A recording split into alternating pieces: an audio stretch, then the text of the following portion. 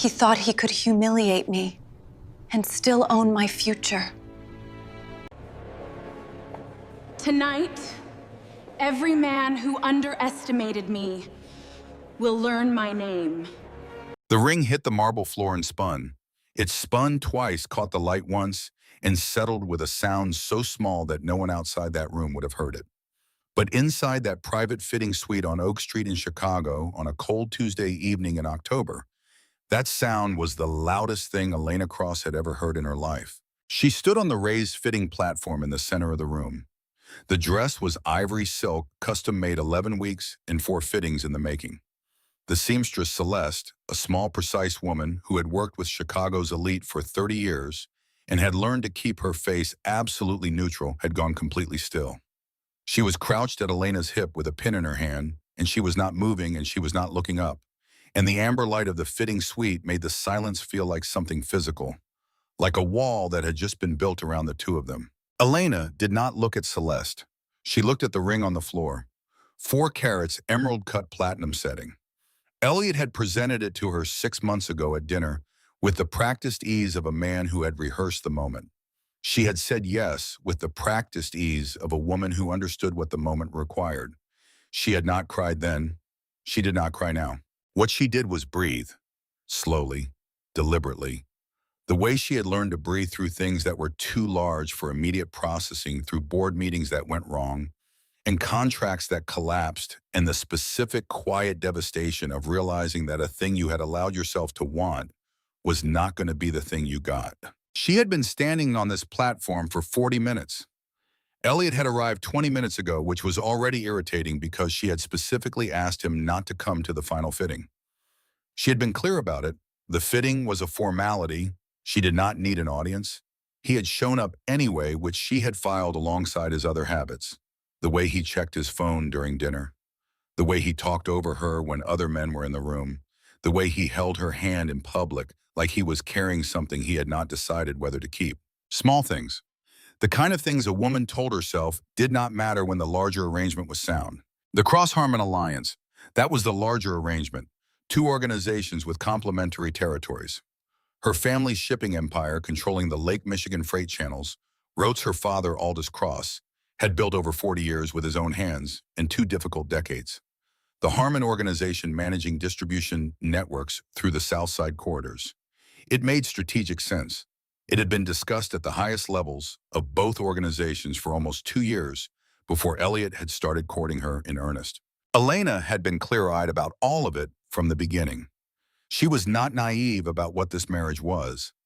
She had simply allowed herself in a private and poorly defended corner of herself to believe that Elliot had actually come to want her. Not just the ports, not just the shipping contracts, her. The conversation through the door had gotten louder 10 minutes ago. She had heard Vivian, first her cousin's particular bright, careless laugh, the one that had irritated Elena since childhood. Then Elliot's voice lower, and something about the shape of it made Elena go very still on the fitting platform. She could not catch every word, but she caught enough. Vivian said something about the dress, about ivory, about Elena choosing it. There was something gleeful in the way she said it, something mean beneath the surface, the particular cruelty of a woman who has spent years measuring herself against another woman and found the measuring easier than the alternative. Then Elliot said something Elena could not quite hear. Then Vivian laughed again sharper and said she had to stand there and tell her she looked beautiful, and she almost felt bad about it. Then Elliot said, and his voice had dropped into something almost conversational, the casual, thoughtless brutality of a man who believed he was entirely alone, that he had been trying to figure out how to frame it, that Carmine was going to say something that standing next to him in front of 500 people. And then the words that landed in Elena's chest like a door slamming in a closed room. A whale wrapped in silk, Elliot said, is still a whale. Celeste had not moved. Elena had not moved either. She stood on the platform and she looked at her reflection in the 3-paneled mirror, the ivory silk, the structured bodice, the careful set of her jaw, and she felt the thing that had been pulling at the walls inside her go very quiet. Not calm, not acceptance, something colder than either of those. The thing that came after shock finished burning through you and left behind nothing but clarity. Celeste, she said. The seamstress looked up. Her face was a professional blank. 30 years of powerful people, and she knew exactly when to disappear. The dress is perfect, Elena said. You can go. Celeste rose without a word. She gathered her pin cushion and her measuring tape, and she walked out through the back of the suite with the speed of a woman who understood that some rooms needed to be empty before the next thing happened. Elena stepped down from the platform. She crossed to the small velvet tray on the side table, the one that held her watch and her earrings and the ring. She picked up the ring, she walked to the door, she pushed it open.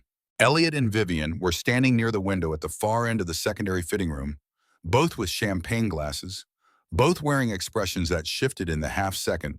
It took them to register her presence from easy amusement to something that was trying very hard to rearrange itself into innocence. Vivian was 32 and had the particular beauty of a woman who had spent considerable resources maintaining it. Dark red hair, flawless construction, the kind of elegance that announced itself from across a room. She was holding her champagne flute like a prop, and her eyes were doing rapid calculations. Elliot was 35 and genuinely handsome, which had always been part of the problem. Strong jaw, dark eyes, the effortless physical confidence of a man who had never once been made to feel too much. He looked at Elena across the fitting room with an expression she recognized, now the expression of a man deciding how to manage something inconvenient. She crossed the room. She stopped in front of him. She looked at his face for a long moment. She thought about 6 months of expensive dinners and rare flowers and whispered promises in candlelight. She thought about 11 weeks and 4 fittings in ivory silk. Then she held out her hand and let the ring fall. It hit the marble floor with a small, sharp sound and spun twice before settling. Elliot stared at it. Then he looked up at her. She said, "I heard you." Something moved across his face. He was good at concealment. She would give him that. She watched him make the calculation, watched him decide whether to deny or redirect or apologize. He chose a fourth option. He reached out and closed his hand around her arm. His voice went low and careful, the voice he used when he wanted to sound reasonable. "Do not do this," he said. "This is not the place. Let go of my arm. You are being emotional." "Let go," she said again. His thumb pressed in. His grip was not quite hard enough to hurt, but was communicating the strong possibility of hard enough. "If you walk away from this wedding," he said, "it will not go well for you or your family. You understand what I am saying. You are not stupid. Whatever else you are."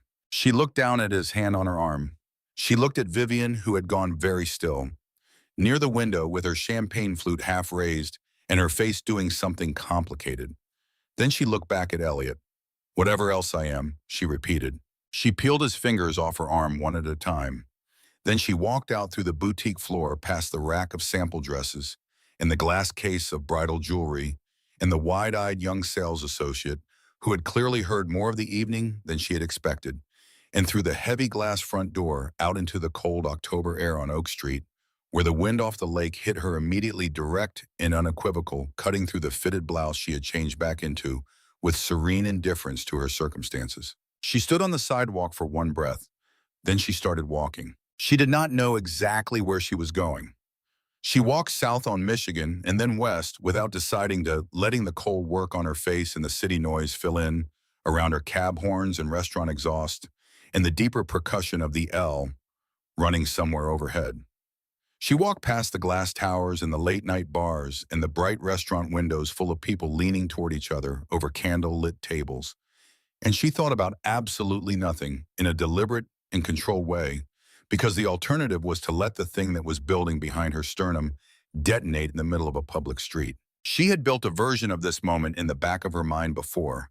Not this exact configuration, not this specific cruelty, but something adjacent to it. She had always known on some level that the arrangement required her to be smaller than she was. She had told herself that she could manage that the strategic logic was sound enough to carry the personal cost. What she had not factored in was how clearly she would hear it, how ordinary the voice would sound, how casual the contempt. A whale wrapped in silk. She had not built a version of that. She ended up on Kinsey at a place called the Meridian Club. She had been there once before, almost 2 years ago, at a private event for a shipping consortium her father had made her attend.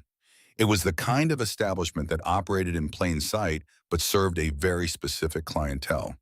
Heavy wooden doors, no signage, a host at the entrance who took your name before you came in. Old money, new crime, and the practiced indifference of people who understood that both required the same fundamental discretion. The host recognized her. He let her in without ceremony. Inside, the darkness was deliberate, the kind that felt like a decision rather than an oversight.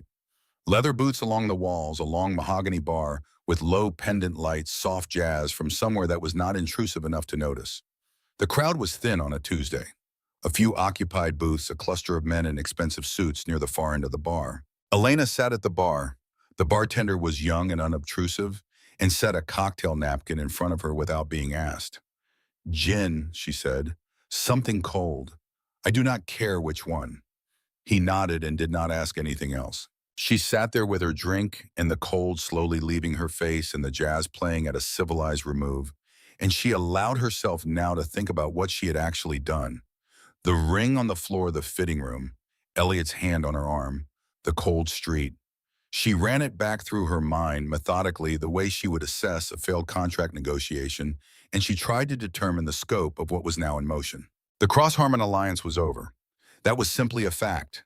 She had no illusions about repairing it, not after what she had heard, not after walking out in front of boutique staff who would talk because they always talked, because everyone in this city always talked.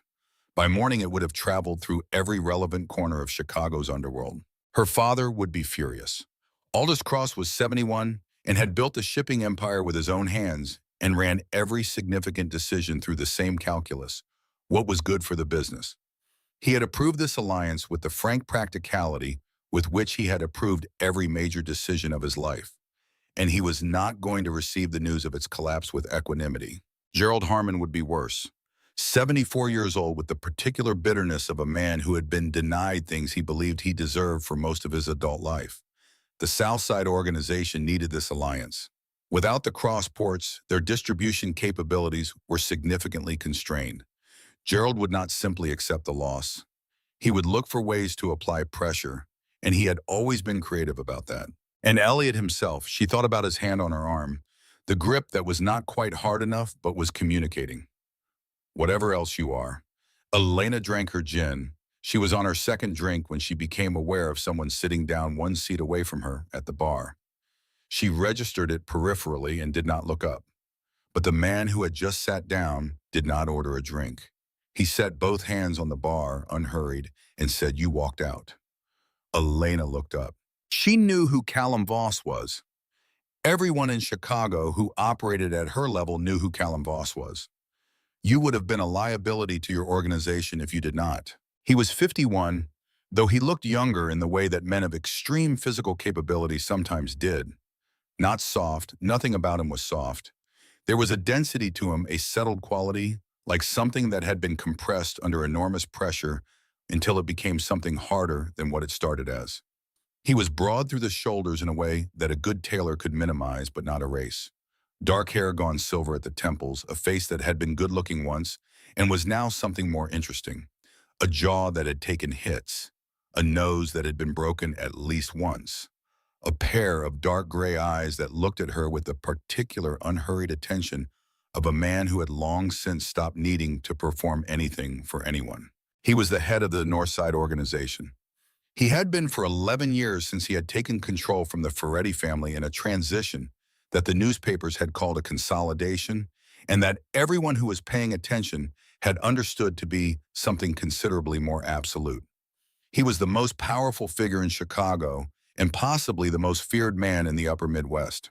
And he was sitting one seat away from her at the bar of the Meridian Club, looking at her like she was something that required careful assessment. "What did you say?" she said. "I said you walked out." He did not repeat it like she had not heard. He repeated it like the fact itself was worth examining. "From the boutique on Oak, the Harmon engagement." Elena turned fully toward him. "How do you know about that?" "It happened 45 minutes ago," he said, "and you are in a bar known to half the city's senior figures." He glanced at her glass. "I know about most things that happen in my city." "His city," Elena said. "Elliot Harmon is a mid-level underboss with a good family name and poor judgment." Callum's voice was even. He was not performing the assessment. He was simply delivering it the way you would read a balance sheet.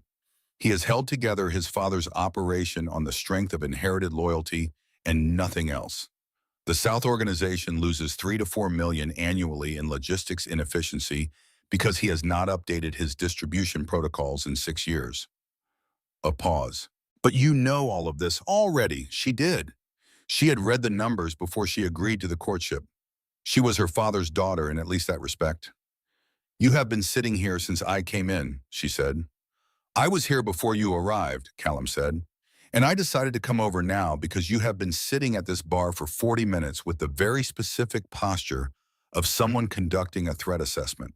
And I thought it was worth having a conversation before you left. Elena looked at him for a long moment.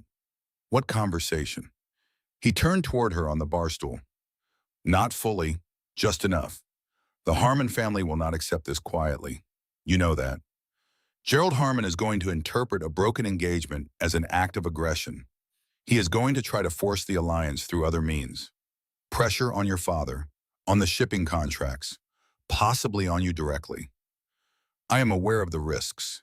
Are you aware that 3 of your father's port captains have been taking supplemental payments from the Harmon organization for the past 18 months? Elena went still. Captain Briggs at Calumet, Ferrante at the Monroe facility, and your father's logistics director, Warren Pike. Callum said the names without emphasis. They have been feeding the Harmon organization your routing schedules and cargo manifests. Gerald has been building leverage against the Cross organization for a year and a half. He was always planning for the possibility that this marriage did not hold. The gin in her hand felt suddenly irrelevant. You have documentation, she said. I have documentation. Why are you telling me this? Callum looked at her. The gray eyes were steady and did not perform anything. Because I have a proposition for you.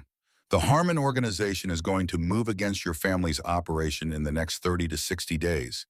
They have the leverage to make it damaging. The Cross organization on its own does not have the enforcement capability to hold them off without taking significant losses. A pause. The Voss organization does. You want the ports, Elena said flatly. I want an alliance. He did not flinch from the directness. The North Side has been looking for controlled Lake Michigan access for 4 years. Your family's shipping network is the most efficient private freight operation on the water. It makes strategic sense.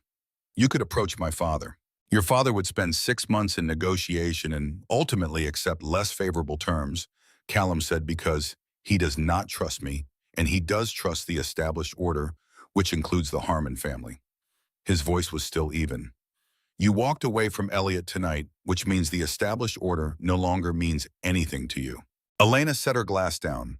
She looked at this man, this cold, careful, genuinely dangerous man who had just sat down beside her in a bar and told her things she had not known and was now proposing something she had not expected. And she ran the same assessment. She always ran the one her father had taught her, the one that stripped everything down to costs and returns and structural logic. He was right about the threat. She had already been calculating it. The 3 port captains were a dimension she had not known, and that changed the picture significantly. It meant the Harmon organization could compromise her family's operations from inside without direct confrontation, which was far more dangerous than open hostility because it was harder to see and harder to stop. He was right about her father. Aldous Cross was brilliant and stubborn and loyal to patterns that had worked for 40 years, which meant he was poorly equipped for situations that required breaking those patterns. And Callum Voss, whatever else he was, had just demonstrated that his intelligence operation was 2 levels above anything she had been working with.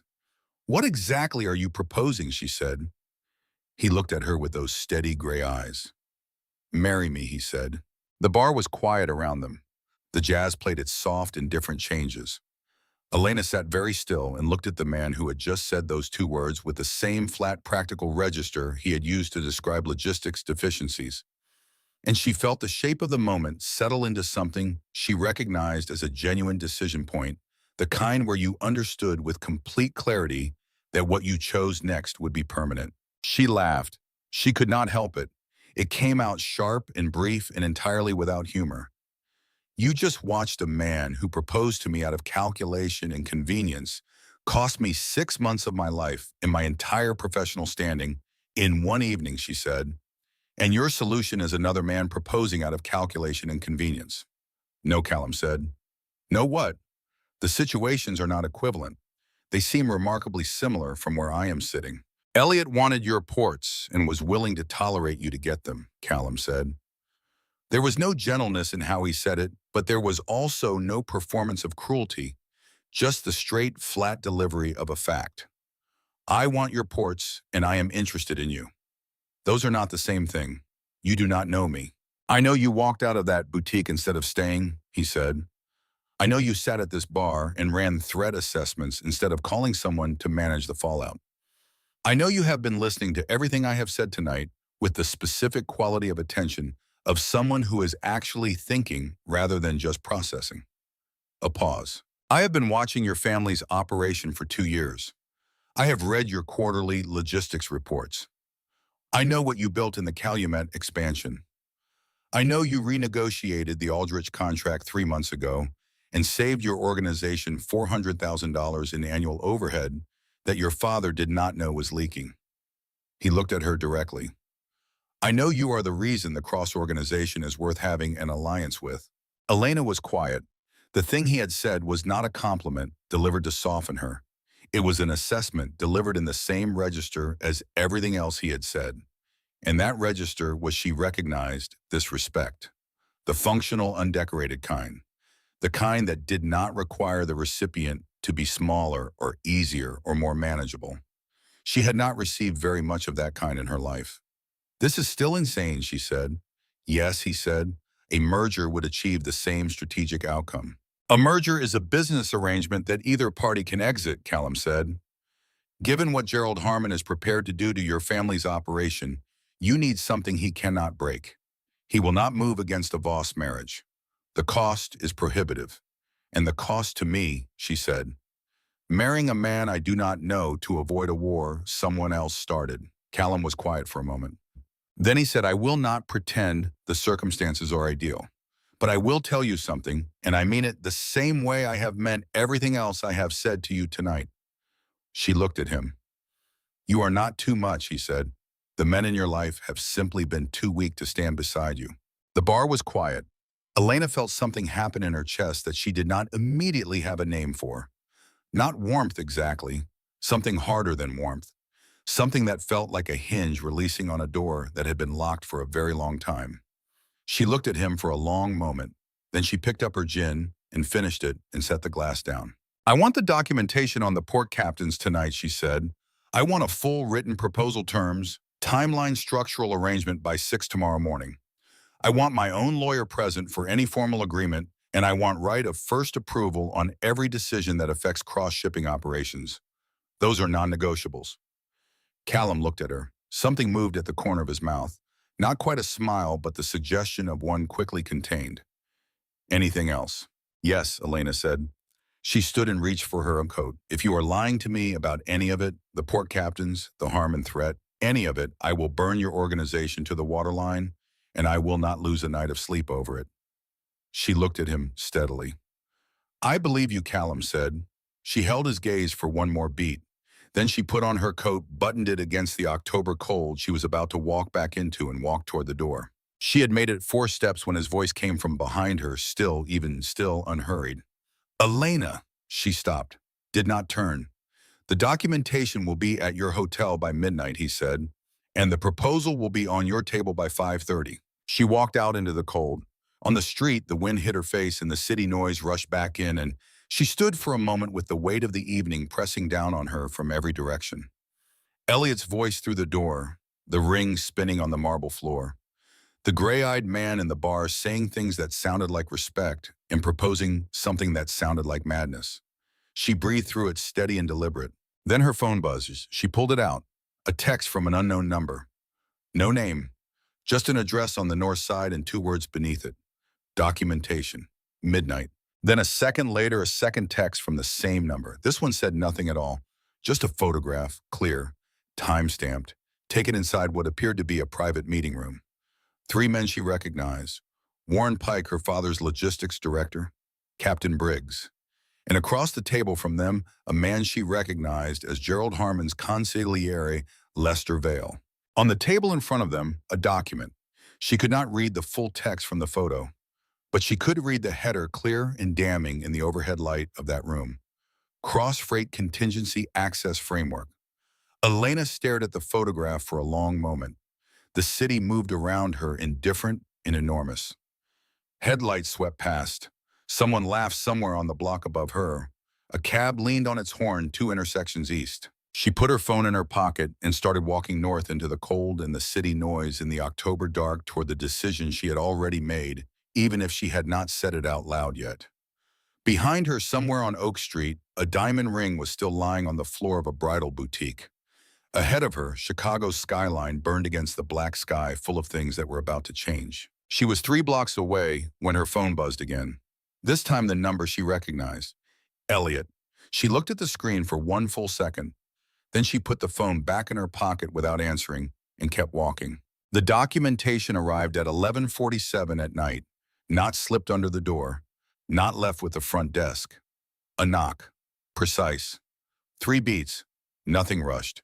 And when Elena opened the door of her suite at the Langham, there was a man she did not recognize standing in the hallway holding a manila envelope with the particular stillness of someone trained to occupy space without drawing attention to it.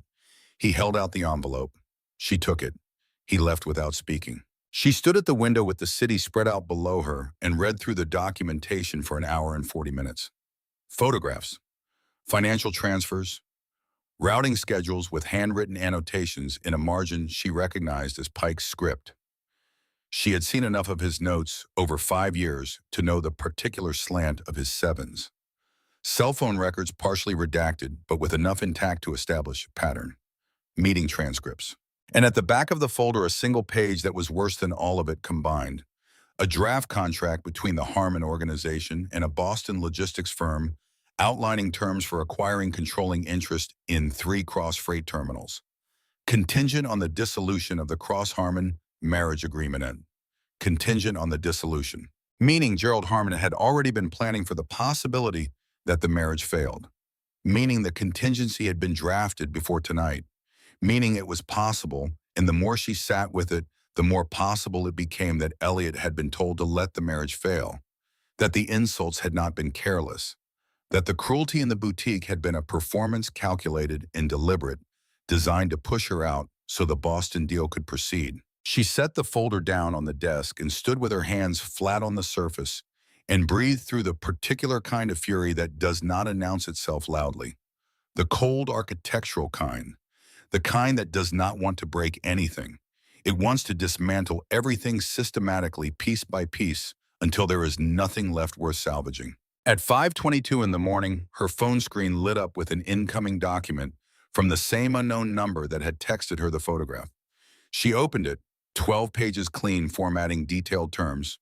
She read it twice. Then she picked up her phone and called her lawyer. Constance Wade was 54 and had represented the Cross organization for 19 years and had the useful quality of not sounding surprised by anything at 5 in the morning. Elena read her the key structural terms over the phone. Constance asked 4 questions, made 2 suggestions, and said she would be at the Langham by 8. She hung up and stood at the window and watched the city go gray, and then slowly pink at the horizon above the lake, the light coming up flat and cold over the water. And she thought about her father. Aldous Cross was going to find out what his logistics director had been doing. And that was going to be its own particular kind of damage, because her father had trusted Warren Pike for 11 years, and that trust had just been revealed as exploitable. She needed to be the one who told him before anyone else did. She called him at 7. The phone rang 4 times, which was unusual. Her father was always awake by 6, a habit from his years running the docks personally. On the 5th ring, he picked up, and his voice was not the voice of a man who had just woken up. "I have been waiting," Aldous said. "Then you already know. I know you walked out on Elliot Harmon last night in front of witnesses." A pause. "I know you were seen at the Meridian Club afterward." Another pause, heavier. "And I know that Gerald Harmon called me at 11:30 last night and told me that my daughter had disgraced his family and that he expects a resolution by the end of the week."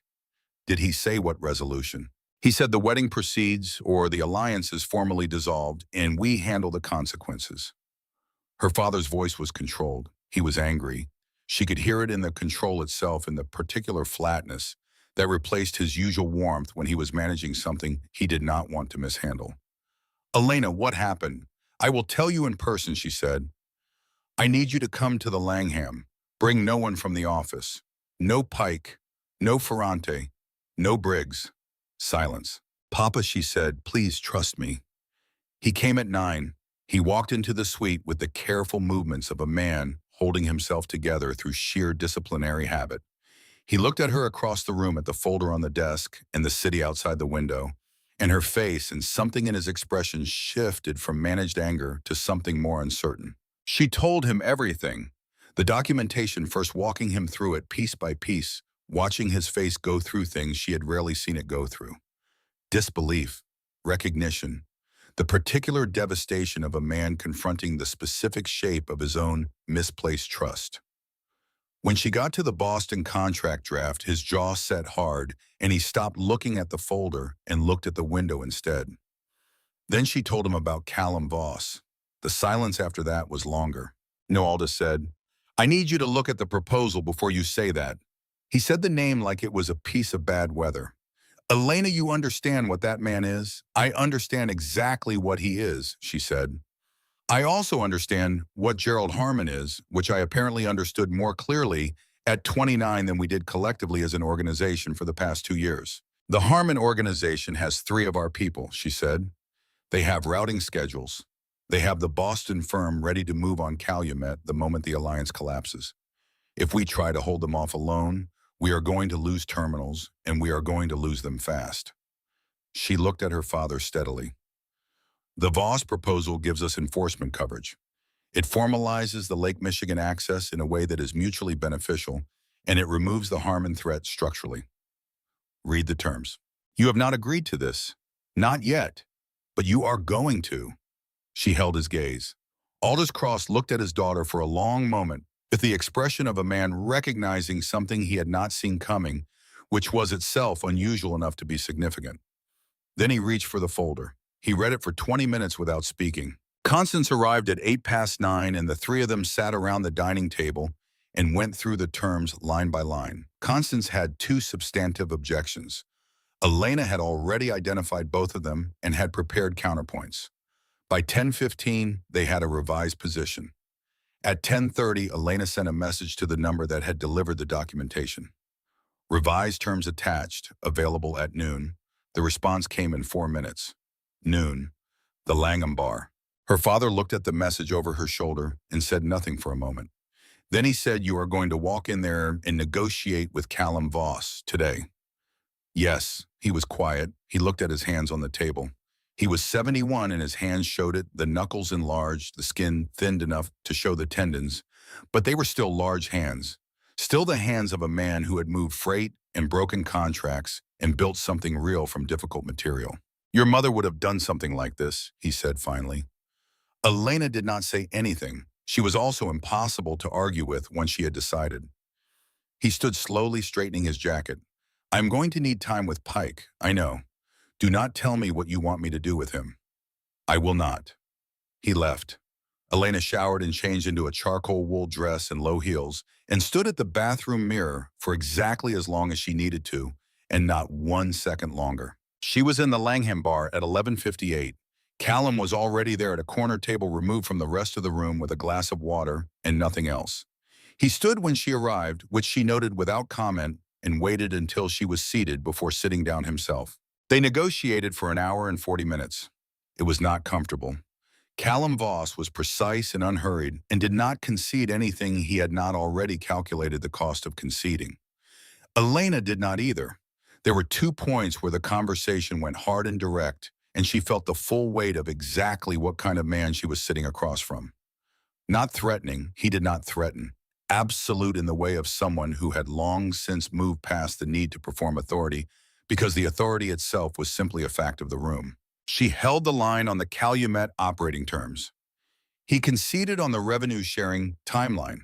She conceded on the enforcement structure. He did not move on the formal arrangement.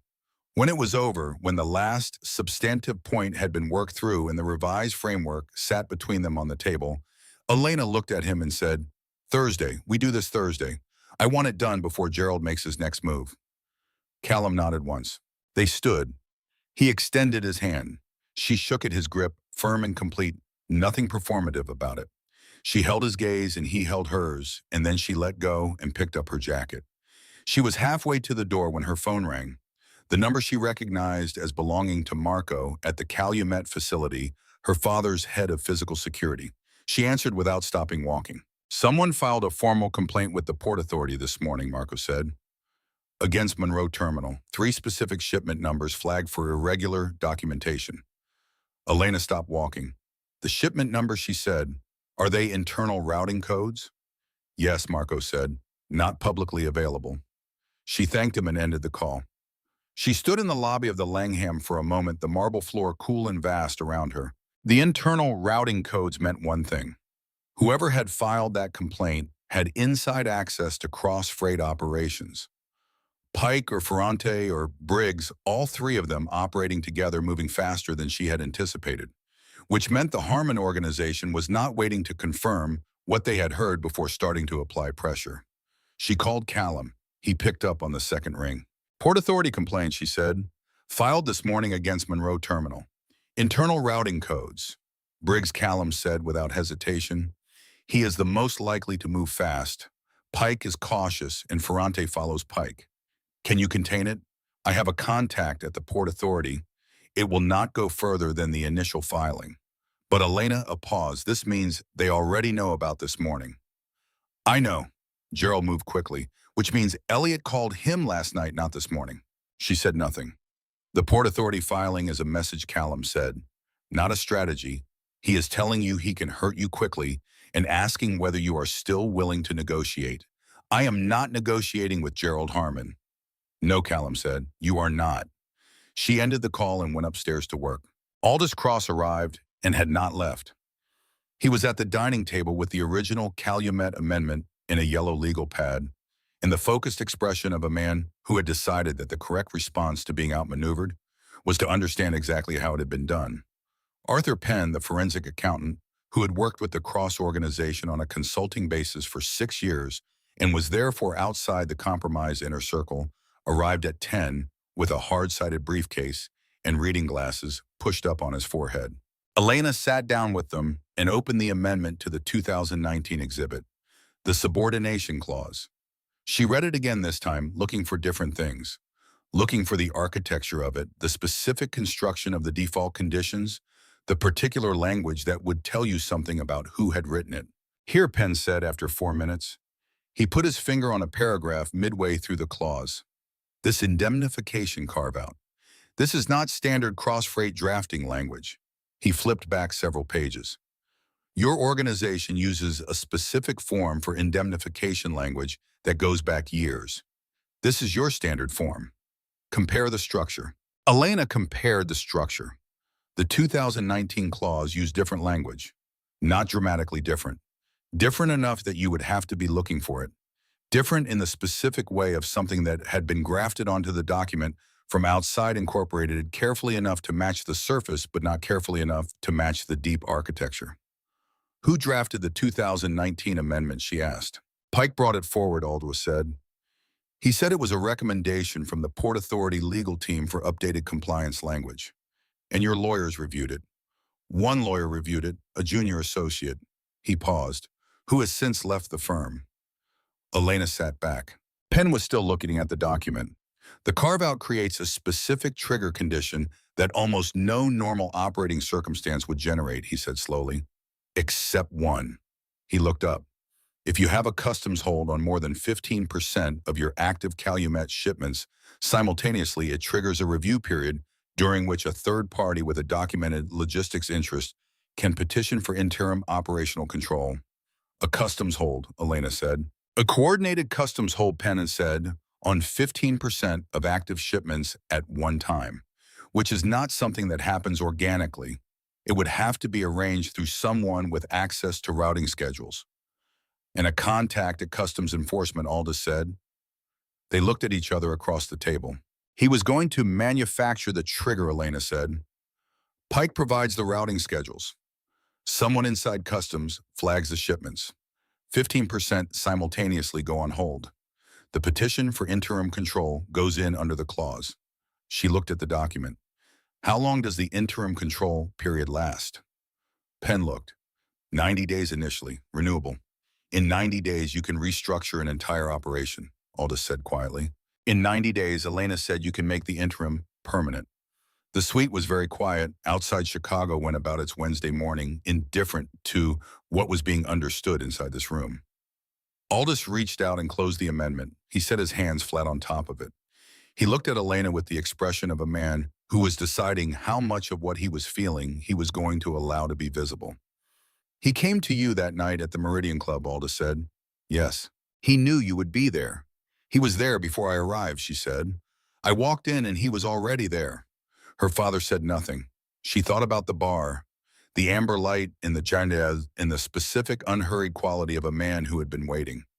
She was sitting with this when her phone rang. An unknown number different from Callum's. She picked up. Miss Cross, a man's voice. Older, deliberate. This is Gerald Harmon. She said nothing. I understand you have been having an eventful couple of days, Gerald said. His voice was the voice of a man who believed patience was a weapon. I wanted to offer you the opportunity to have a conversation before things proceed any further in a direction that would be unfortunate for everyone. How did you get this number? I get most things I want, Miss Cross. That is the point I am making. A pause. My son behaved poorly. I am prepared to acknowledge that. I am also prepared to discuss a revised arrangement that addresses your concerns, Mr. Harmon, Elena said. Her voice was steady and quiet. I am not going to marry your son. That decision is final, and it was made before I knew about the subordination clause in the Calumet Amendment, before I knew about the Boston logistics firm, and before I knew about the 3 members of my organization. Your people have been paying for 18 months. She let that land. I am telling you, I knew none of that when I walked out. I walked out because of what your son said about me. Everything else I found out afterward, silence. Now I know everything, she said, and I am still negating to marry your son, Miss Cross. His voice had changed. The patience was still there, but something underneath it had hardened. You should think very carefully about what you are putting in motion. I have thought carefully, she said. I have been thinking since 11 at night last night, and I have not stopped. I am very good at it. You are a young woman making a decision based on wounded pride. Good night, Mr. Harmon. She ended the call. She set the phone on the desk and stood very still for a moment. Then she walked to the minibar and poured 2 fingers of whiskey without looking at the label. She drank half of it, standing up, and breathed. Her phone buzzed. A text from Callum's number. Gerald called you. She stared at it. Then she typed back, how do you know? His line has been monitored for 8 months. A pause, then the typing indicator appearing and disappearing twice before the message came through. What did you say to him? She thought about it for a moment. Then she typed back. I told him I knew everything and I was still not going to marry his son. The response came after a longer pause than usual. Word for word, close enough. Another pause. Then that was either very good or the beginning of a serious problem. I will know which by morning. Elena looked at the message. She typed, you will tell me either way. Yes, he wrote back, and then after a moment, get some sleep. She almost laughed. She finished the whiskey instead. She did not get much sleep. By 7 the next morning, she was at the table with coffee and the Calumet Amendment and Arthur Penn's notes, working through the architecture of what had been built against her family with the particular mental clarity that sometimes came when the problem in front of you was sharp enough to cut through the fatigue. At 6:50, a black town car stopped at the entrance of the Langham. A second vehicle idled behind it. Elena came down through the lobby in a charcoal suit, her dark hair pulled back, her face carrying the specific stillness that her father had always called her boardroom expression. She got into the back seat. Callum was already there in a dark suit without a tie, hands resting on his knees looking out the window at the gray morning street. He looked at her when she got in. Something moved across his face, brief and contained. Then he looked back at the window. The Harmon estate is in Kenilworth, he said. 40 minutes. Gerald will have 4 to 6 people in the house, possibly more, if he moved people overnight. I know where it is. My people stay outside unless I call them in. He looked at her. You do not need to be in the room when I talk to Gerald. Yes, I do, she said. He held her gaze for a moment.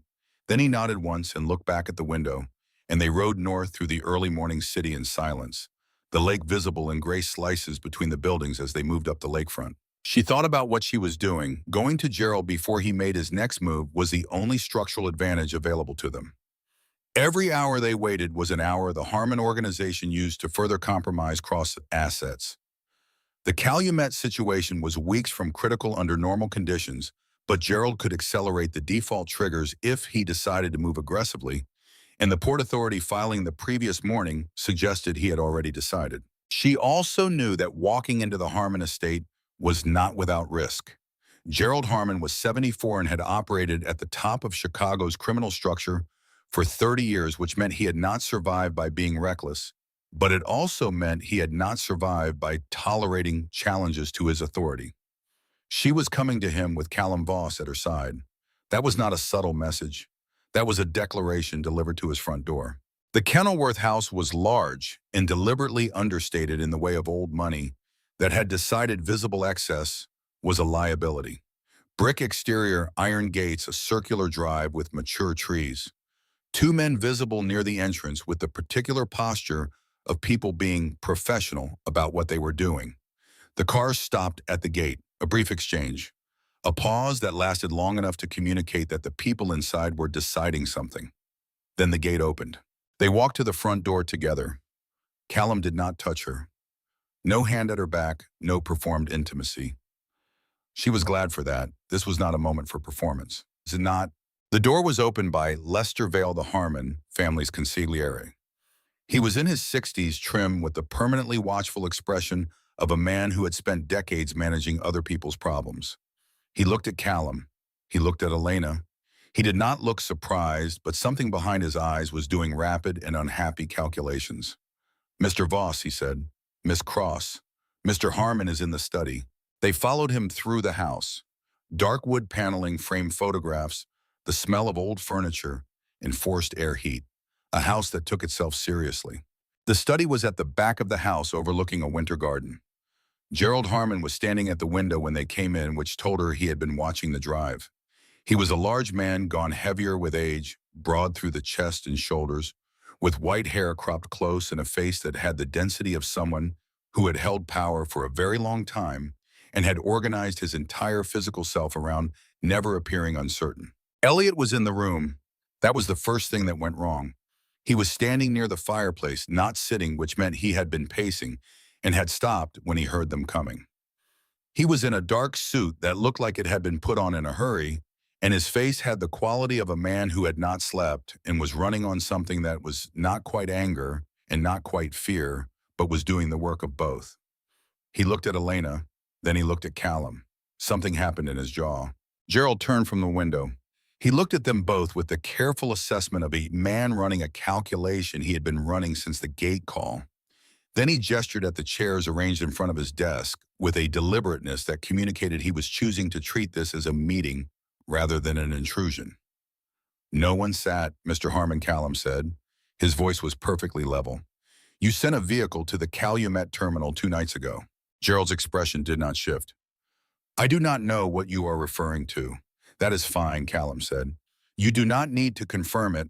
I am telling you that I know so that we are starting from an accurate place. You came to my home at 7 in the morning. Gerald said to tell me what you know." "I came to your home to offer you an exit," Callum said, "before the alternative becomes necessary. You do not have the standing to come into this house and offer me anything." He said it without heat, which was more effective than heat would have been. The Voss organization does not have a claim on cross-shipping. Whatever conversation you have had with Elena in the past 48 hours is a private matter. It will have standing. Thursday morning, Callum said, when it becomes a formal arrangement. The room went quiet. Elliot's head came up. Gerald looked at Elena for the first time since they had walked in. Really looked at her. Not the managed assessing look he had given her at dinners, but the direct, stripped look of a man revising his understanding of a situation. "Is that what this is?" he said. Not a question. "Yes," Elena said. "You are marrying Callum Voss." "Yes." Gerald was silent for a moment. Then he turned to look at his son. And Elliot was looking at Elena with an expression she had not seen on his face before. It was not anger, though. Anger was underneath it. The specific look of a man confronting evidence that something he had dismissed as leverage had become something else entirely, something he could no longer manage or contain. "You do not know what you are doing," Elliot said. His voice was tight and controlled and not quite succeeding at either. "You said that on the phone 2 nights ago," Elena said. 11 times. This is not." He stopped, pressed his lips together. Gerald's voice was sharp and brief. A single cut. Enough. Elliot stopped, but something in his face had changed. The controlled frustration had opened into something more complicated, something that looked almost like a decision being made in real time. "She does not know," Elliot said. He was looking at his father. Then he looked at Elena. His voice was entirely different now. The performance had come off it completely. "Pike did not write that Calumet clause for us," he said. "He wrote it for Voss. He has been Callum Voss's man inside your organization for 3 years, not ours. We found out 8 months ago. We paid him more, told him to keep feeding Voss bad information, but the clause was already in place. Voss built the mechanism to take Calumet 2 years before we found it. He was waiting for the right moment to use it." The fire crackled in the grate. A clock ticked somewhere in the house. Lester Vale stood near the door with his hands at his sides and his face communicating nothing. Elena did not look at Callum. She could feel him beside her, the stillness of him, the particular quality of a man deciding how to handle something. She did not look at him because she needed to think, and looking at him would stop her from thinking. She looked at Elliot instead. "Why are you telling me this?" she said. Her voice came out level. She was grateful for that.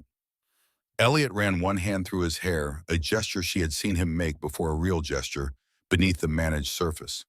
"Because you are about to make the biggest mistake of your life," he said.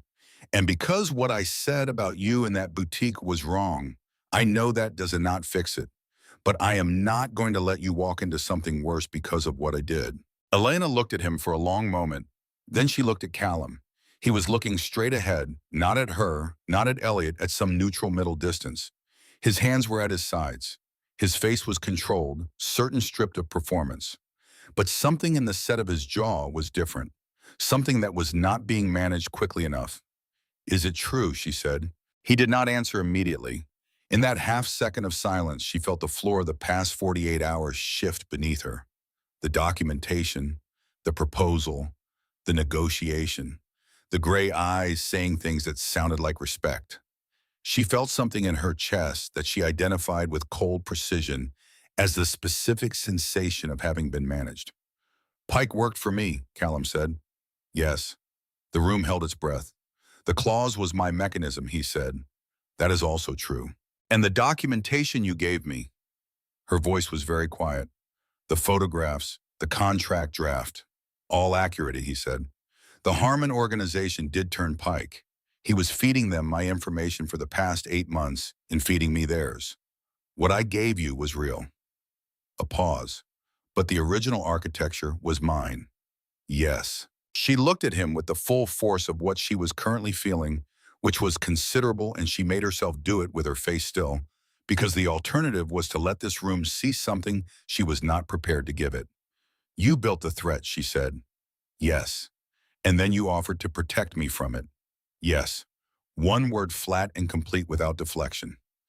Elliot made a sound that was not quite a laugh. Gerald said nothing. "Get out of my way," Elena said. She walked to the door. Her heels were loud on the hardwood floor, and she did not soften them. She walked through the study door, and through the hallway, and through the front door, and out into the cold Kenilworth morning, where the November air hit her face and the sky was low and white. She walked to the second car and looked at the driver. "Take me back to the city," she said. He looked past her shoulder. She turned. Callum had come out of the house behind her.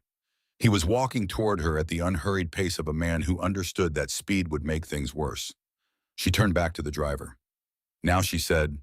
The driver looked at Callum for one beat.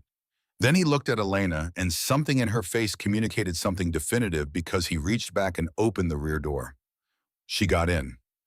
Callum reached the car as the door closed. He did not try to stop it.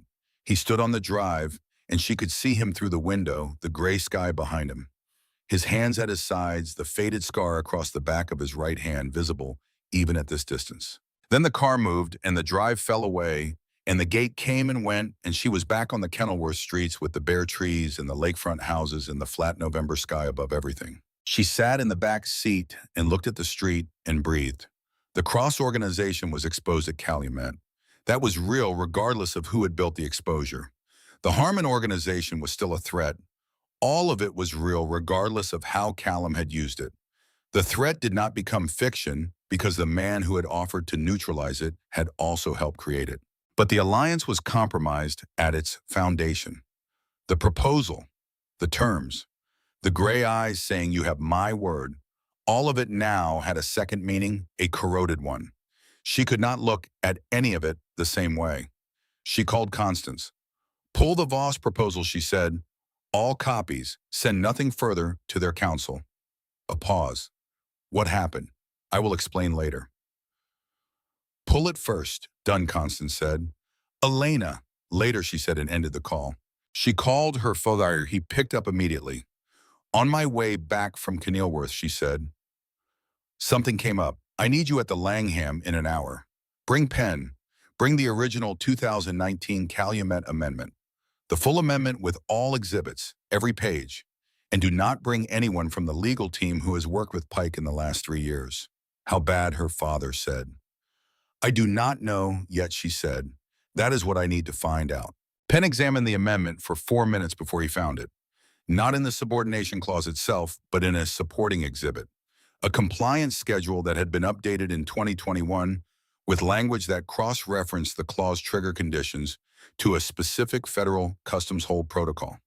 The kind of update that looked routine, the kind that would not have attracted attention from a junior associate reviewing a compliance amendment. The update meant that the threshold for triggering the clause could be met not just through organic customs delays, but through a coordinated hold initiated under a specific federal review process.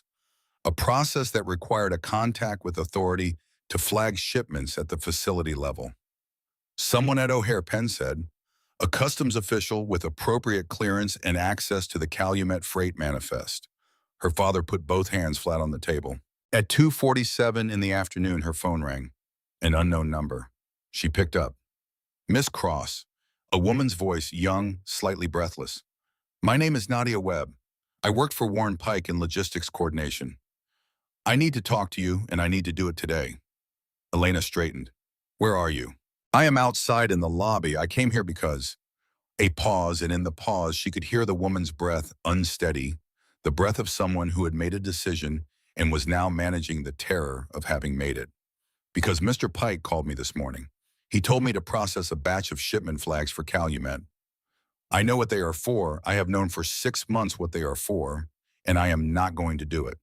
But you need to know they are already in the system as drafts. If someone with Pike's credentials approves them, they go live. Elena was already standing. Come up, she said. Right now. Nadia Webb was 26 and terrified and had brought a USB drive containing 6 months of internal logistics communications she had quietly copied because she had understood at some point in the past half year that the situation she was inside was going to end badly, and she had wanted a record in case it ended badly for her. Elena sat across from her and watched Penn pull the documents from the drive and felt the shape of the problem become entirely clear for the first time. The draft flags were already prepared. Pike's credentials were still active. If someone logged in as Pike and approved the batch, the customs hold would go live on 22% of Calumet's active shipments, well above the 15% threshold, and the trigger would fire, and whoever petitioned first would have a legal mechanism to walk into her family's terminal and take operational control. When does Pike normally process batches, Elena asked. Nadia looked at her watch. End of business, she said. 5 o'clock. Elena looked at the clock on the wall. It was 2:47 in the afternoon. She had 2 hours and 13 minutes. She looked at Constance on the phone. How fast can you get a filing done? Not the full restructuring, just a filing that creates a legal encumbrance on the clause. Constance was quiet for 4 seconds. The filing itself is fast once it is notarized. Finding a mobile notary on short notice is the problem. I can try. How long? I will call you back in 10 minutes. Elena set the phone on the table and looked at Nadia. Can you reverse the drafted flags from your access level? Nadia's face went through something complicated. I can delete the drafts from the queue, but if Pike has already sent copies to a secondary system, does he have a secondary system? I do not know. He is careful. He might. Elena looked at the clock. 2:49. She called Bridget Harlow, the IT director at the Calumet facility. Bridget had been hired 8 months ago and had never worked with Pike directly. She picked up on the second ring, and Elena talked fast, giving her exactly what she needed without context or explanation.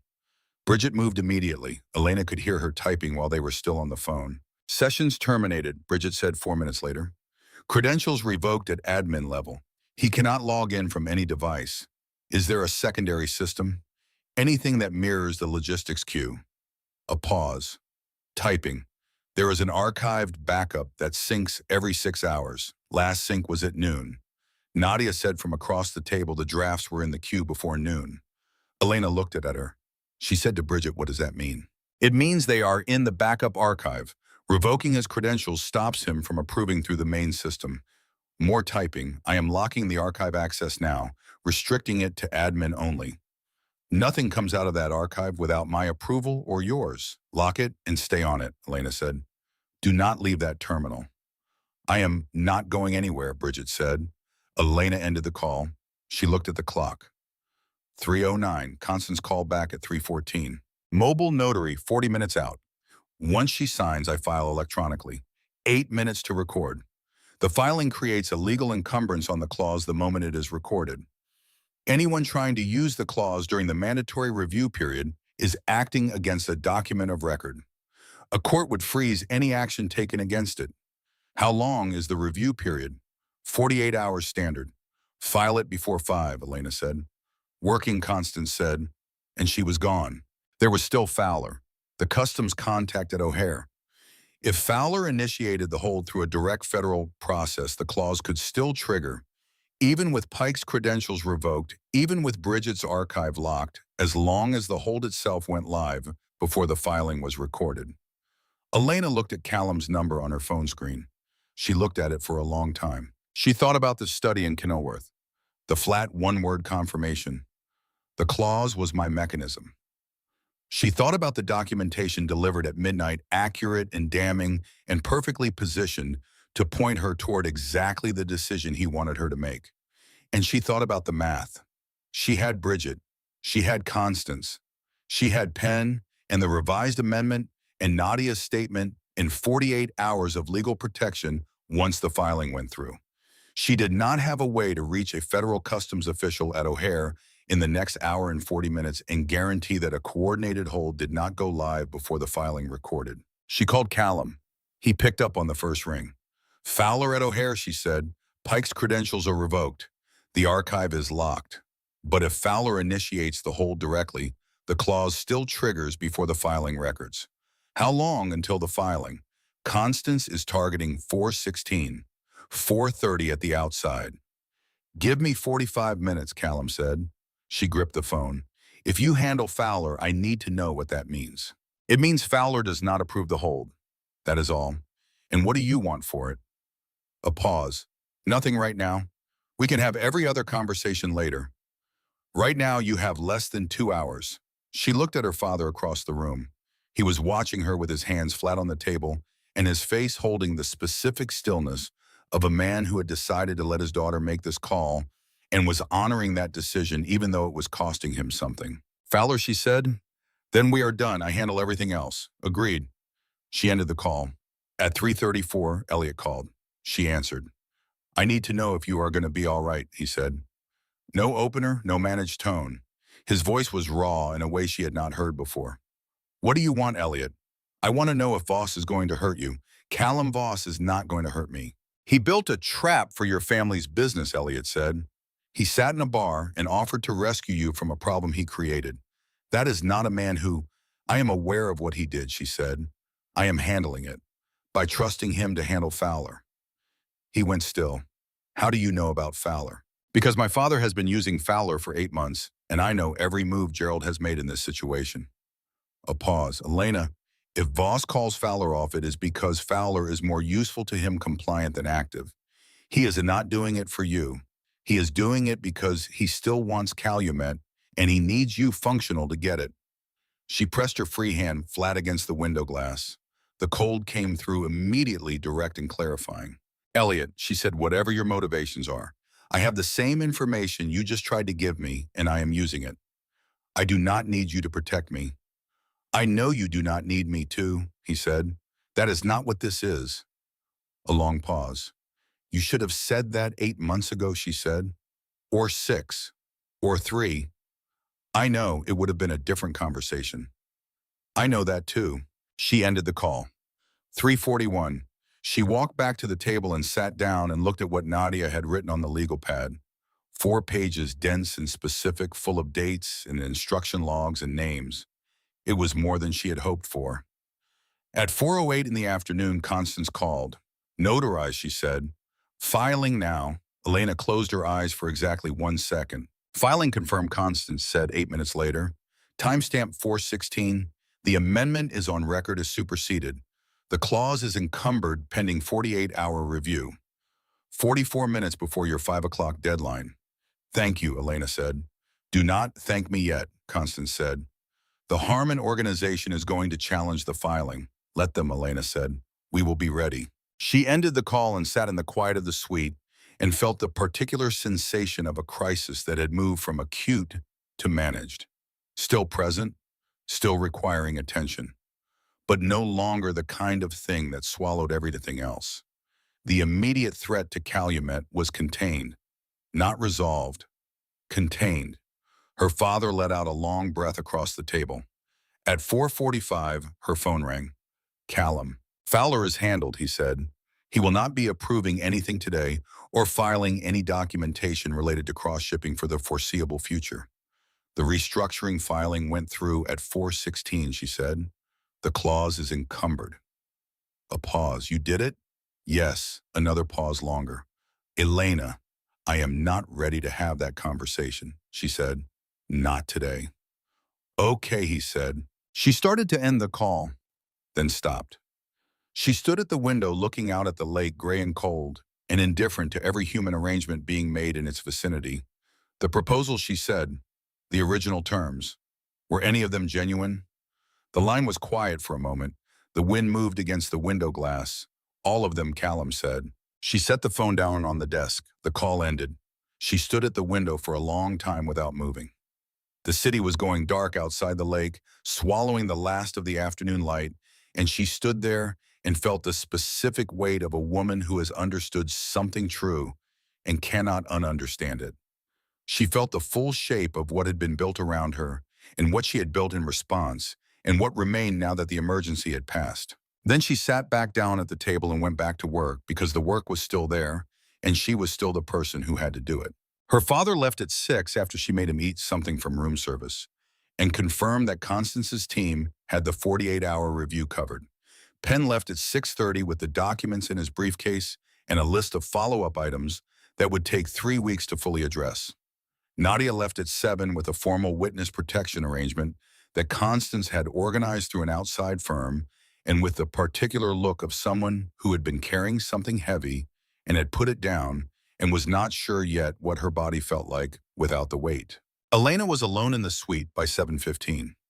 She ordered coffee and sat at the table with the remaining documents and worked through them systematically, building the full picture of what had happened. Pike's role, the timeline, the specific sequence by which Callum had constructed the situation and the Harmon organization had tried to exploit it, and she had been caught in the middle of 2 men's long game for her family's asset. She was still sitting with this at 9 o'clock when her phone buzzed with a text she had not expected. Not Callum, not Elliot, not Constance. Vivian, I need to see you tonight. It is not about Elliot. It is about you. Elena stared at the message.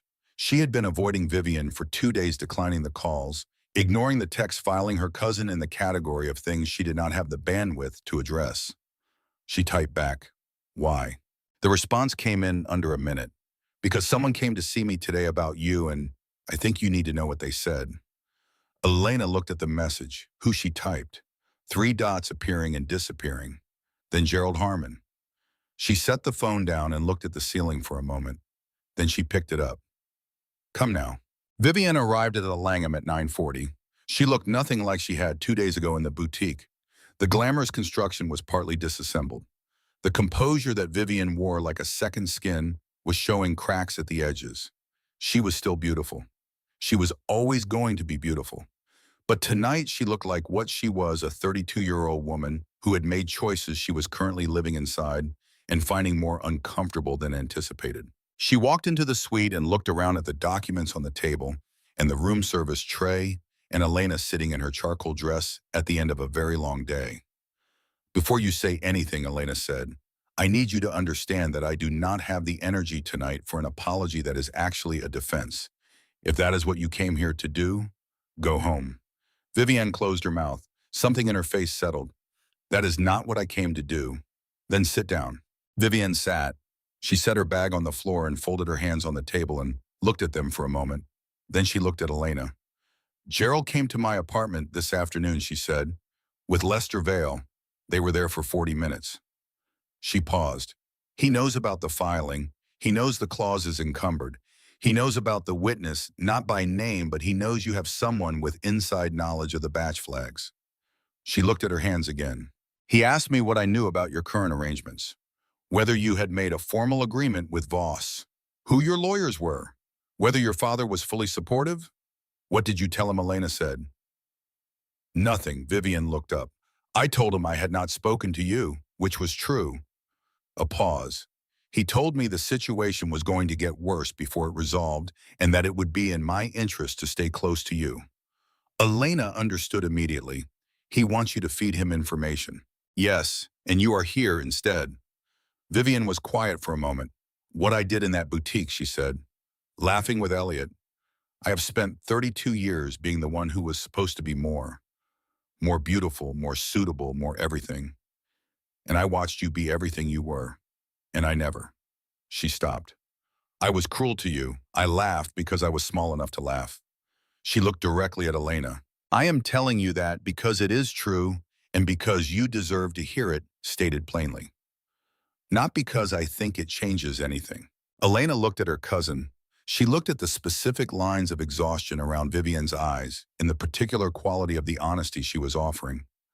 Not smooth, not performed, the difficult kind that costs something to deliver. The two women sat in the quiet of the suite for a long moment. Elena did not offer forgiveness. She was not ready for that, but she listened, which was its own kind of acknowledgement. What else did Gerald say? Elena asked. Vivian pulled something from her bag, a folded piece of paper. She set it on the table. He gave me a number to call when I had information. And he told me, she paused. He told me that Elliot has made arrangements to attend the Blackstone Hotel event on Thursday evening, the Voss organization's annual convocation. Elena's eyes moved to the paper on the table. The Blackstone Convocation was a formal gathering that the Voss organization used as an annual demonstration of alliance strength. A ballroom full of the city's criminal and legitimate hierarchy, structured as a dinner but functioning as a display of the Voss organization's reach and connections. She had known about it peripherally. She had not connected it to Thursday. Elliot is going to be there, she said. With Gerald's backing, Vivian said. Gerald is trying to use the event as a public arena.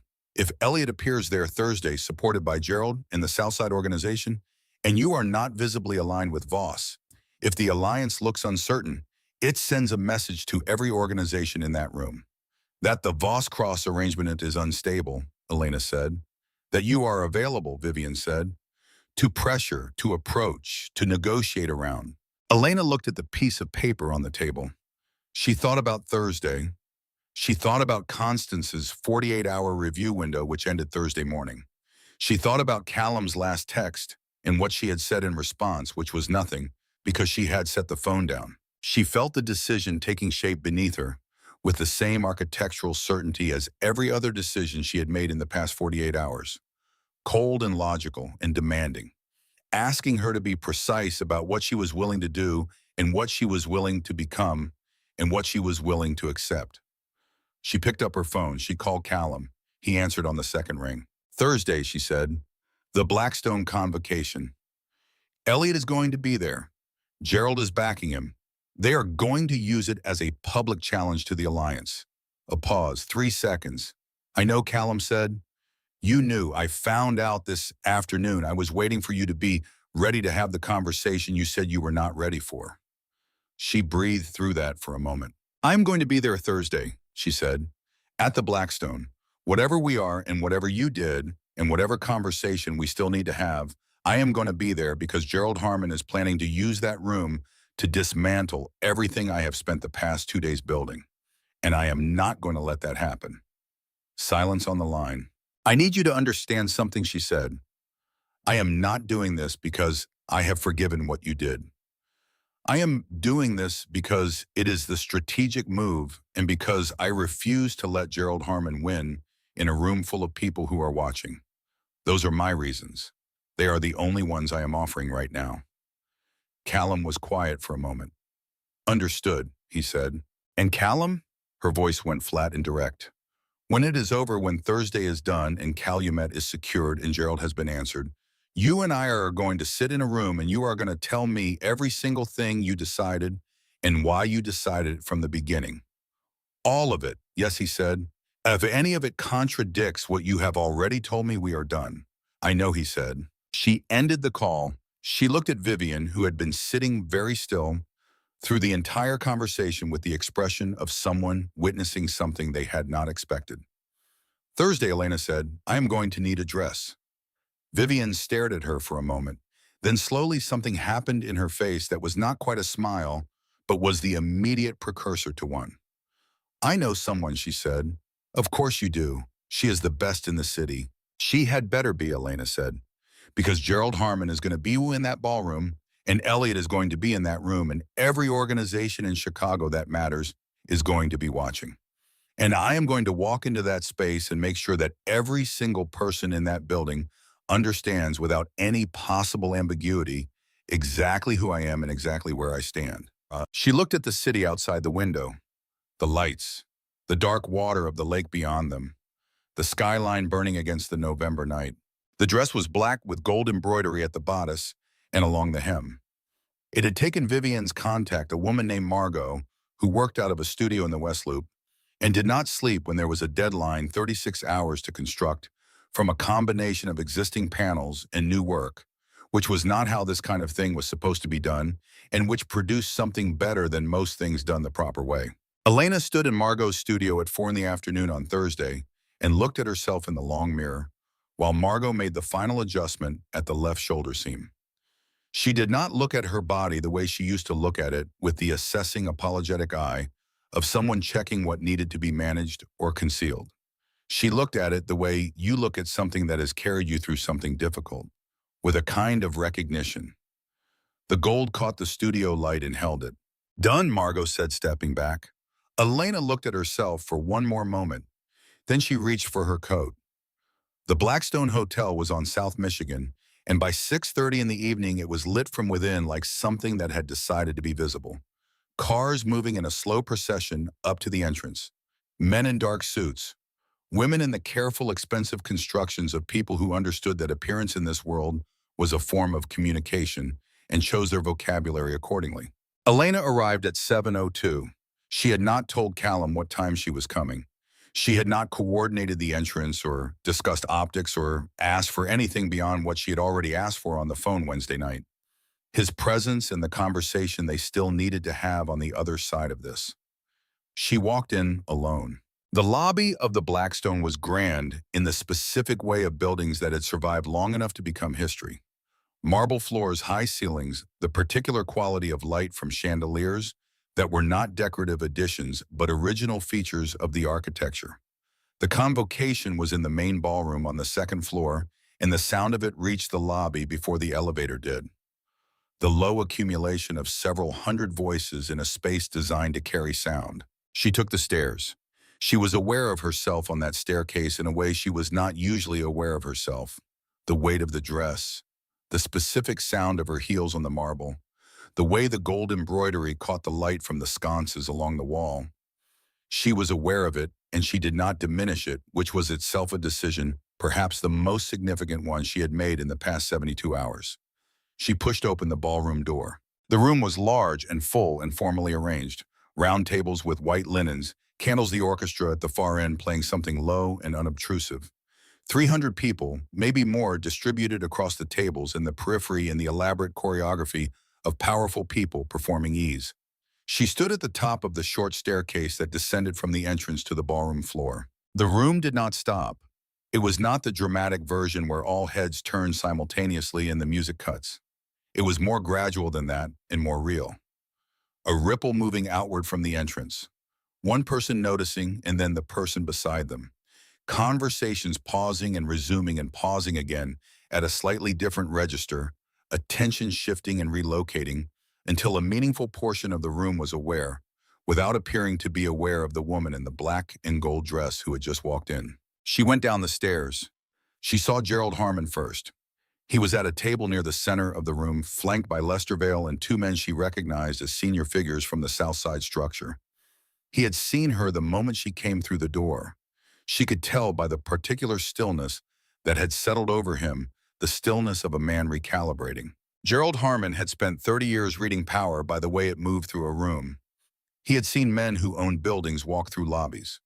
He had seen men who owned politicians walk through corridors. He understood the grammar of it, the specific weight of someone who did not need the room to acknowledge them because the room already knew. What he had not fully accounted for, what he was revising now in real time, was a woman carrying that weight as her own. Not borrowing it from the man beside her, not performing it for an audience. Simply moving through a room the way someone moves when they have earned the right to be in it. He stood at his table and he did not move, and something in his face, something carefully maintained for decades, was doing repair work it had not needed to do in a very long time. Beside him, Elliot had already seen her, and his expression had passed through surprise and landed somewhere more complicated. She did not look at either of them yet. She was looking for Callum. She found him at the far end of the room near the window wall, standing with a small group of men she recognized as senior Voss figures. He was in a black suit, and he was already looking at her when she located him, which meant he had seen her come in, which meant he had been watching for her. He said something brief to the men beside him. Then he moved. He walked across the ballroom floor toward her with the unhurried certainty of a man who had long since stopped performing anything for any room. The specific quality of his attention, the way it was entirely on her, not on the audience, not on the room, entirely on her, was something she felt before he reached her. He stopped in front of her. He looked at her, the gray eyes taking in the dress, the gold, the set of her jaw, everything. Something moved across his face that was not contained quickly enough. A thing that was not calculation and not strategy, and not the practiced restraint of a man who had spent 30 years managing what rooms saw when they looked at him. Something simpler and less defended than any of those. "You came alone," he said. "I walked in alone," she said. "That is different." He looked at her for another moment, then he extended his hand. She looked at his hand, the faded scar across the back of it, the absolute steadiness of it. She took it. The room observed this. She could feel the observation without looking at it. The recalibration happening across 300 people, simultaneously the specific social seismograph of a room full of people who understood what was being communicated by two people standing together in a particular ballroom at a particular moment. They walked toward the center of the room together. Gerald crossed the room toward them. He moved with the deliberate pace of a man choosing not to hurry because hurrying would communicate the wrong thing. Lester Vale came with him. Elliot followed at a slight remove, which told her something about the current state of the relationship between father and son. The four of them converged in a space near the edge of the dance floor outside the immediate proximity of any table. An island of direct confrontation surrounded by a sea of strategic inattention. "Miss Cross," Gerald said. His voice was the patient voice from the phone call. "You look remarkable." "Thank you," Elena said. He looked at Callum. "I did not realize we would be having this conversation here." "You chose the venue," Callum said. "You arranged for Elliot to be here tonight as a statement." "I am simply responding to the statement you made." Gerald's jaw moved slightly. "Elliot is here because he was invited." "Same as everyone," Callum said. The patience in his voice was of a different quality than Gerald's. Not performed, not managed, simply present the way gravity was present. "Let us not do this part. The Calumet clause is encumbered," Elena said. She kept her voice conversational, pitched for the four of them, and not the room. "The restructuring filing went on record yesterday at 4:16 in the afternoon. Your customs contact at O'Hare has been made unavailable for the foreseeable future. The 3 employees you were running inside my organization have been separated from cross-operations. She looked at him directly. Every mechanism you built over the past 18 months has been dismantled or neutralized. Gerald looked at her. Something in his face was doing very careful work. The Boston arrangement, she continued, is now a documented part of a formal complaint filed with the Port Authority and the Chicago Commercial Crimes Division this morning. Nadia Webb's written statement, corroborated by 6 months of communications records, outlines the full scope of the coordination between your organization and Cross personnel. She paused. I am not filing criminal charges at this time. That is a decision I have made. It can be unmade. What do you want? Gerald said. Complete withdrawal, Elena said. Formal and final. No further action against Cross assets, personnel, or operations. A written agreement signed by you acknowledging the dissolution of any claim or arrangement regarding Calumet or any other Cross facility. In exchange, the Port Authority complaint remains at its current stage and goes no further. You are asking me to sign away 30 years of positioning, Gerald said, in a ballroom. I am giving you the option of doing it quietly instead of publicly, she said. His eyes moved to Callum. And Voss gets the ports. The Cross organization enters a formal alliance with the Voss organization on terms that preserve cross-operational autonomy, she said. That is a separate matter and it is already in process. You trust him, Gerald said. There was something almost genuine in how he said it. The bemused incomprehension of a man who had operated on cynicism for so long that sincerity looked like a tactical error. After everything. I do not fully trust him yet, Elena said. We are working on it. She held Gerald's eyes. I do not need to trust someone completely to understand that our interests align. That is your model, is it not? That is how you have operated for 30 years. I am simply applying it. Gerald looked at her for a long moment. He looked at Callum. He looked back at her. Then he looked at Lester Vale. Vale gave a small, barely perceptible nod. I will want my own lawyer present, Gerald said. Of course, Elena said.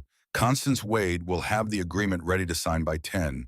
You can bring whoever you need. Gerald held her gaze for one final beat. Then he inclined his head, the minimal gesture of a man conceding on his own terms because all the other terms had been taken off the table. He turned and walked back to his table. Vale followed. Elena let out a breath she had been holding for the past 4 minutes in a controlled and invisible way. Then she looked at Elliot. He had stayed. He was standing 4 feet away with his hands in his jacket pockets and his face wearing something quieter now, something that had stopped trying. It worked, he said. Yes. He looked at the floor for a moment, then up at her. I meant what I said this morning. I know that does not fix anything. No, she agreed. He was quiet for a moment. He looked at her the way people sometimes looked at things they understood they had permanently lost through their own actions. Not with the hope of retrieval, but with the specific cost of genuine recognition. The woman I described in that boutique, he said. His voice was low and flat and honest. She does not exist. I invented her because I needed a version of you that was smaller than me. I needed that to be true. He paused. It was not true. Elena looked at him. She looked at the exhaustion around his eyes and the particular quality of what he was offering, which was not an apology designed to produce a result, but a thing stated plainly because it was true and because he owed her that much at minimum. Take care of yourself, Elliot, she said. She turned away. She did not look back. Callum was standing where she had left him, present and available, and not inserting himself. She reached him, and they stood together for a moment in the noise and candlelight of the ballroom. The agreement, she said. 10 o'clock. Can you have people at the Langham? Yes. Your lawyers will want to review the Calumet restructuring terms before the alliance documentation is finalized. Yes. She looked at him. He was looking at her with those gray eyes that she had been trying to read correctly for 4 days, trying to account for what was calculation and what was something else, trying to find the boundary between the two. I told you I wanted the conversation, she said, all of it from the beginning. I know. I want it now. Before 10. He looked around the ballroom for a moment. Then he looked at her. There is a room off the lobby. Private. Quiet. Lead the way, she said. The room was a small lounge adjacent to the hotel bar. Leather chairs, low light. The distant murmur of the ballroom filtered through two walls. No one else was there.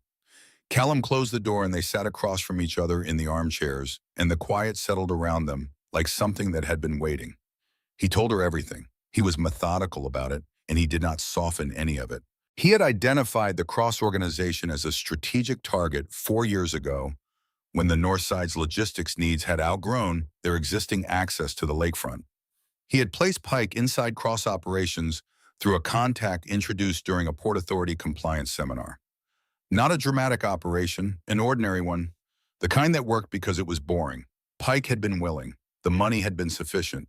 The subordination clause had been Callum's architecture, written to his specifications, and inserted into the 2019 amendment through Pike's access. The plan was to trigger the clause when the time was right, create a coordinated customs hold through Fowler petition for interim control, use the 90-day period to negotiate a permanent arrangement. With my father, she said, from a position of leverage. With whoever was running Cross operations by the time I moved, he said. He looked at her steadily. I had not planned on moving until this year. When the Harmon engagement was announced, I recalculated, because an alliance between Cross and Harmon would have closed the Lake Michigan access permanently. So you needed the engagement to fail. He was quiet for a moment. I needed to be in position if it failed, he said. I did not manufacture Elliot's cruelty. What he said in that boutique was his own. But you were ready? Yes. The documentation you gave me, she said. The photographs, the meeting transcripts, the Harmon financial transfers. All real. His hands were on the armrest still. I had been building that file for 8 months, since Harmon flipped Pike. When Pike started feeding me their information and then mine, I had material on both organizations.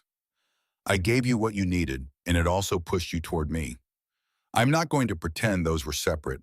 Were you ever going to tell me about the clause? He looked at her for a long moment. I do not know, he said. I was going to secure the alliance first. What I told myself was that it did not matter once the alliance was in place because the clause would never be triggered. He paused. That was a version of the truth that left out too much. Yes, she said. Elliot telling you in that study was something I did not plan for. No, she said. You did not. The room was quiet.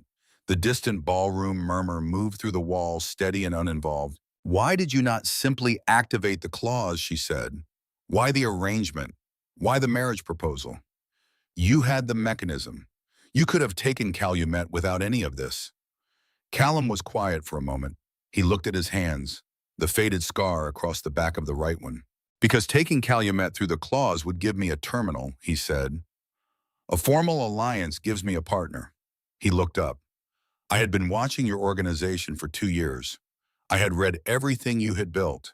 The Calumet expansion, the Aldrich renegotiation, the way you ran the logistics review when your father was ill last spring without anyone outside the organization knowing he was ill. He paused. I wanted the alliance because I wanted what you were capable of, not just the ports. And the other part, she said, the part that is not strategy. He held her gaze.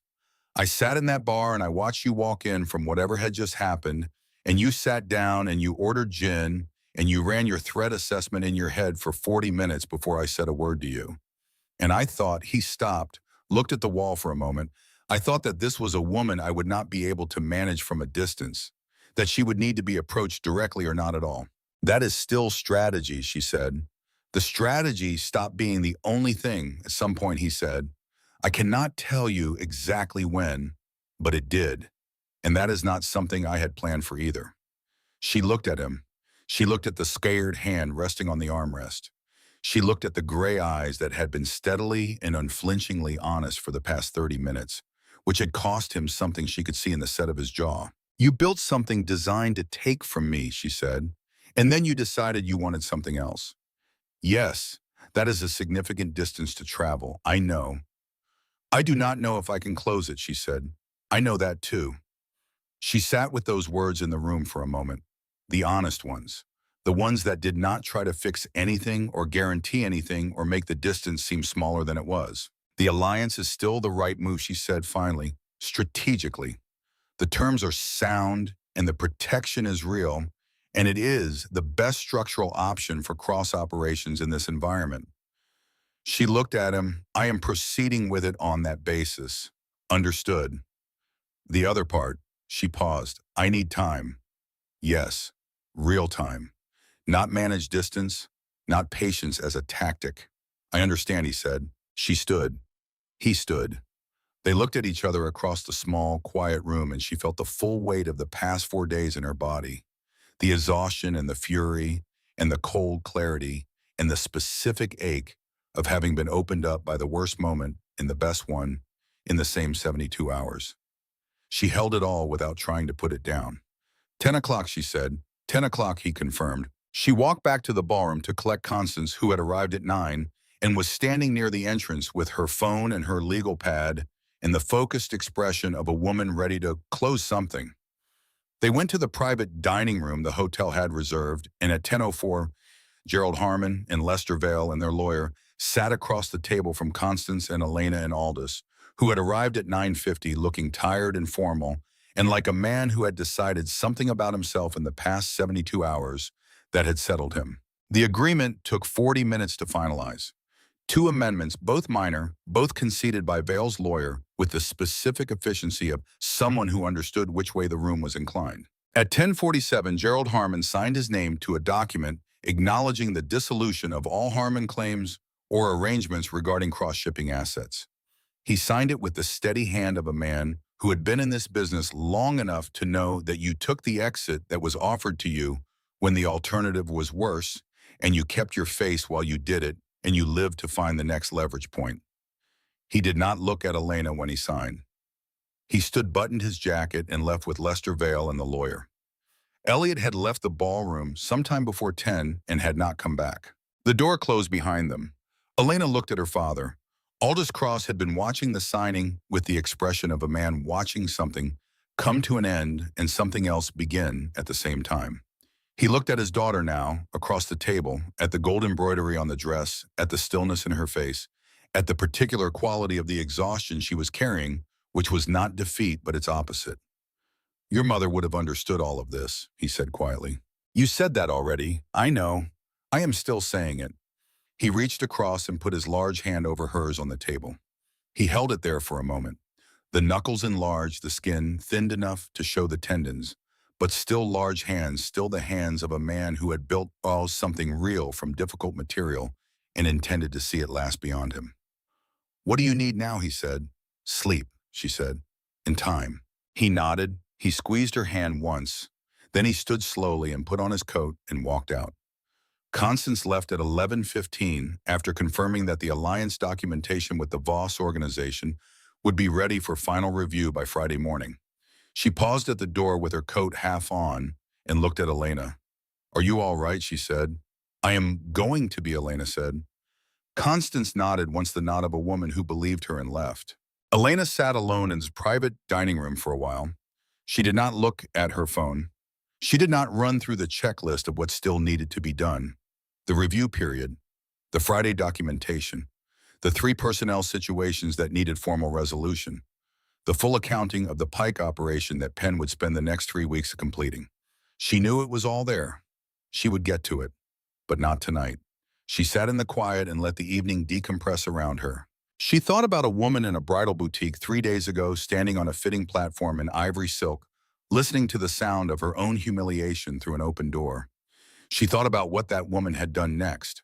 Not broken, not hidden, not negotiated herself into something more manageable. She had put the ring down and walked out into the cold and kept moving. That had been the correct decision. It had been the correct decision at every subsequent point where she had had the option to make a different one. She was not the same woman who had walked into the Meridian Club on Tuesday night. Something had been asked of her in the past 72 hours that had required her to reach further than she had known she could reach. And she had reached it, and the reaching had altered the shape of things permanently. She was not finished being angry about some of what she had found at the bottom of it, but she was no longer afraid of the size of what she could carry. She went up to her suite at 11:40. The city was still going outside the window, always going indifferent and enormous, full of the ongoing business of 3 million people navigating their own arrangements. She stood at the glass and looked at it for a long time. The lake was invisible in the dark, but she knew it was there, the flat black expanse of it beyond the lights, cold and permanent. Her phone buzzed on the desk. She looked at it. A text from Vivian, signed. She picked it up and typed back, signed, 3 dots, then good. Get some sleep. She set the phone down. She went to the window and stood there in the black and gold dress with the city laid out below her. And she thought about Callum Voss sitting across from her in the small lounge off the ballroom lobby, telling her things that cost him something to tell. And she thought about what she had said in return. I need time. Real time. And she thought that this was perhaps the most honest exchange she had ever had with a man who wanted something from her. She did not know what she was going to do with the honesty of it. She knew she was going to find out. She reached back and unclasped the hook at the nape of her neck, the same gesture she had made in the boutique on Oak Street 3 nights and an entire lifetime ago, and she let the black and gold dress fall. She stood at the window for a moment in the November dark, just herself, and she looked at the city, then she went to sleep. In the morning, the review period was still running, and Constance's team was at their desks, and Penn was at his, and Nadia was in the temporary apartment arranged by Constance's firm, and her father was at the Calumet facility in person, because he had decided in the way of a man revising his habits that he should be there himself. Elena Cross woke at 7:15 and made coffee and sat at the suite's table with the city gray and quiet outside and read through the alliance documentation that Constance had sent at 6 in the morning. All the terms clean and direct, section by section. She read it the way she read everything, with full attention, without deference, looking for what was there and what was missing and what it would cost and what it was worth. At the bottom of the last page below the signature line, Constance had attached a note in her own handwriting. 3 words. It is a good deal. Elena looked at the note. She thought about all the things a good deal cost. The sleepless nights and the cold clarity and the particular price of knowing things about yourself that you could not unknow. The price of reaching and finding you could reach further than you had expected, and understanding that now it would always be expected of you. She thought about a ring spinning on marble, about gray eyes in a bar, about her father's hand on hers across the table, about Vivian writing 4 pages in a small, quick hand, about a woman named Nadia Webb walking into a hotel lobby with a USB drive and shaking hands, in the particular courage of someone who had decided to stop being useful to the wrong people. She thought about the ballroom, the gold catching the candlelight, the weight of her own presence in a room that had been watching. The way Callum had looked at her when she walked down those stairs was something on his face that was not strategy and not calculation and had not been contained quickly enough. She picked up the pen. She signed her name. Then she set the pen down and looked at the city going silver gray in the early morning light, the lake beginning to appear at the horizon as the dark lifted, and she felt not happiness, exactly. Not yet, but the solid and quiet precondition of it. The specific sensation of a woman who had been through something that tried to reduce her and came out the other side, still fully herself, still taking up exactly as much space as she was supposed to take, upstanding in the room she had earned looking at the morning. Chicago was cold and enormous outside the glass. She looked at it without flinching.